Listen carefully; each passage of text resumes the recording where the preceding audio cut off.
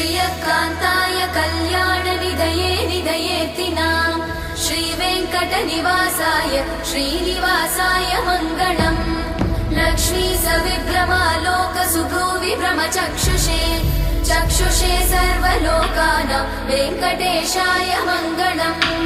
श्रीवेङ्कटाद्रिशृङ्गाग्रमङ्गलाभरणाग्रये